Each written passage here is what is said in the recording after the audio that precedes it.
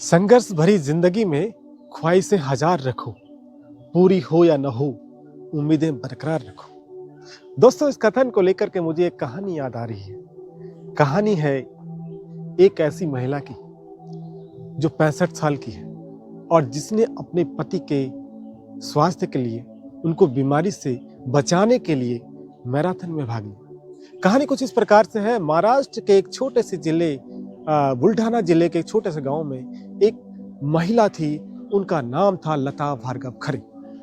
लता भार्गव खरे की कहानी वर्ष 2014 की है और एक सच्ची कहानी है। दोस्तों, ये कहानी इस तरीके से है कि वो इतनी गरीब परिवार की महिला थी, इतनी साधारण परिवार की महिला थी कि दूसरों में खेतों में जा करके उनका पूरा परिवार काम करके अपना गुजर बसर करता था, अपना जीवन निर्वाह करता था।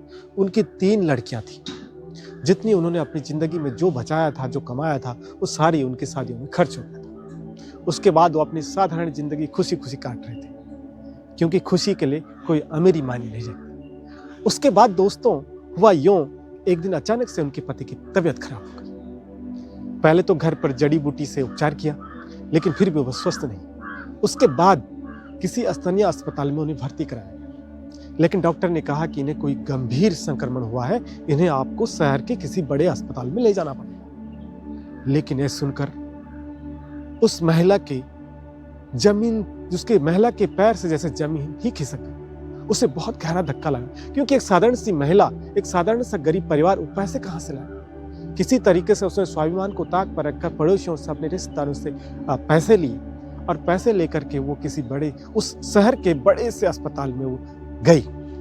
अब जाने के बाद उसे वहां के तौर तरीके मालूम नहीं थे, लेकिन किसी तरीके से उसने पता करके जैसे ही उस अस्पताल में प्रवेश लिया, रिसेप्शनिस्ट से मिली और रिसेप्शनिस्ट जब फीस बताई तो उसका इतनी फीस थी डॉक्टर की कि जितनी भी अधिकांश पैसा उसने ले गई थी, उस अधिकांश पैसे का अधिकांश हिस्सा, जो उस पैसे का अधिकांश हिस्सा था, वो डॉक्टर ने उसकी फीस के रूप में ले लिया। अब उस महिला के पास थोड़े ही पैसे बचे थे। उसने रिसेप्शन ने उन्हें बाहर, कमरे के बाहर बिठाया, लेकिन वहां देखे तो वहां जो लोग जा रहे थे उनको, उनकी घोर उपेक्षा, यानी ऐसा लग रहा था कि कोई है ही नहीं। लोग इस तरीके से उन्हें देख रहे थे और अजीब तरीके से देख रहे थे। तो उसके बाद थोड़ी देर में डॉक्टर ने उन्हें बुलाया, वो कमरे के अंदर दाखिल हुई। डॉक्टर ने उन्हें वहां भर्ती होने की सलाह दी और जब भर्ती होने की सलाह दी तो फिर से उसके आंखों में जैसे अंधेरा ही छा गया। उसे लगा कि अब मेरे पति कैसे बचेंगे, इस संक्रमण, इस बीमारी से बाहर कैसे निकलेंगे। फिर उसने कमरे से वो बाहर आई, उसने घर आने का मन बनाया। उसके पास उस दिन इतना पैसा भी नहीं था कि वो खाना खा पाए, तो वापस आकर के बस स्टैंड के वह समोसे वाले के पास जाकर के उसने 2 समोसे लिए और वो समोसे चटनी खाई। उसके बाद उसके जो समोसा था उसके बाहर अखबार का एक टुकड़ा था, जिससे वो समोसा लपेट कर उसने दिया।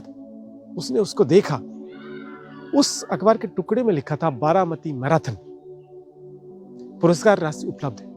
अचानक से थोड़ी देर के लिए तो उसकी धड़कन रुक गई, लेकिन फिर उसकी धड़कन तेजी से धड़कने लगी। उसे लगा, उसकी आंखों में उम्मीद की किरण जगने लगी। उसे लगा कि कुछ मैं क्यों नहीं इस मैराथन में भाग ले सकती हूँ, ताकि मुझे कुछ धनराशि, कुछ पैसा मिल जाए और मैं अपने पति का इलाज कराऊं। उसने निश्चय किया। अगले दिन वो मैराथन में प्रतिभाग करने के लिए वहां पहुंची। आयोजकों से उसने निवेदन किया, लेकिन आयोजकों ने उसे मना कर दिया। उन्होंने कहा 65 साल की उम्र की महिला, इतने जवान, इतने वयस्क, जो लोगों के साथ कैसे जीत पाएगी। ऐसा ना हो कि पति के वजह से कहीं इसकी जान न चली जाए। 1 घंटे तक उसने किसी तरीके से रिक्वेस्ट करने के बाद उसे परमिशन मिली। फिर वो दौड़ना जैसे उसने शुरू किया, लोग हंसने लगे। नंगे पांव महिला, घुटनों तक साड़ी बांध कर वो दौड़ना शुरू किया।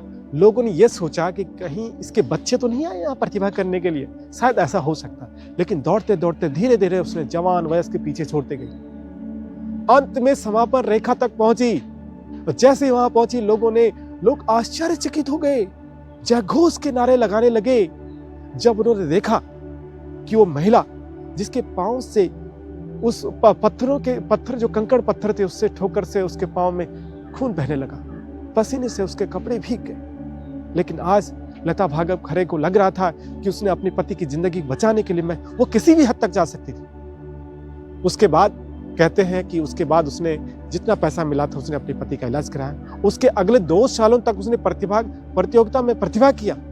वो एक अलग कहानी है। लेकिन दोस्तों, इस कहानी से हमें क्या सीख मिली? इस कहानी से हमें सीख मिली कि परिस्थितियां भले कितनी ही मुश्किल हो, मुसीबतें भले कितनी ही हो, अगर आपके इरादे नेक हैं, इरादे मजबूत हैं, तो फिर कोई भी परिस्थितियां आपके आगे सारी बौनी रह जाएगी, आपके इरादे जीतेंगे।